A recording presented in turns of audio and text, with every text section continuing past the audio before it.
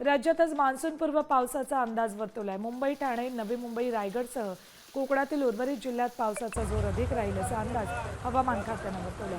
संपूर्ण उत्तर कोकण किनारपट्टीला हवामान विभागाकडून ऑरेंज अलर्ट देण्यात आलाय, तर रायगड आणि रत्नागिरी या 2 जिल्ह्यांना रेड अलर्ट देण्यात आलाय।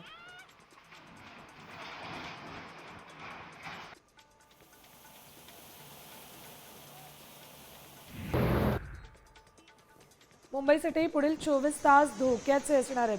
अरबी समुद्रात कमी दाबाचं क्षेत्र सक्रिय झालंय। कोकणपट्टीचा मुंबईत प्रचंड पावसाचा इशारा देण्यात आलाय। पुढील 2 ते 4 दिवस गुजरात आणि महाराष्ट्र किनारपट्टी भागात मच्छीमारांना समुद्रात न जाण्याचा इशारा दिलाय।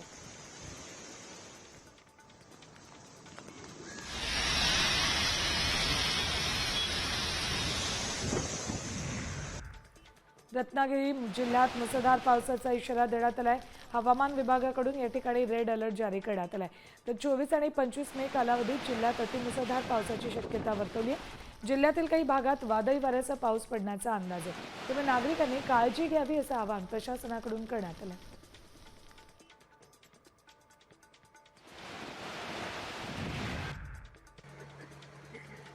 सिंधुदुर्ग जिल्ह्याला मुसळधार पावसानं झोडपले, त्यामुळे अनेकांच्या घरात पाणी शिरले, घरातल्या साहित्याचं नुकसान झाले।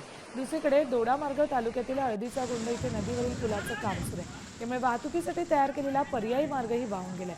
त्यामुळे लाखोली, त्यानंतर तळेखोल आणि बिर्डी या गावांचा संपर्क तुटलाय।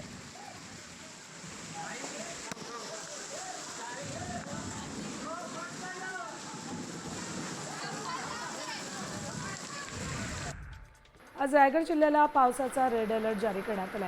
काल दिवसभर ढगाळ वातावरणानंतर संध्याकाळपासूनच रायगडमध्ये पावसाच्या सरी कोसळत आहेत। आजही ढगाळ वातावरणासह पाऊस सुरू आहे, दरम्यान 24 आणि 25 मे रोजी ऑरेंज अलर्ट असेल।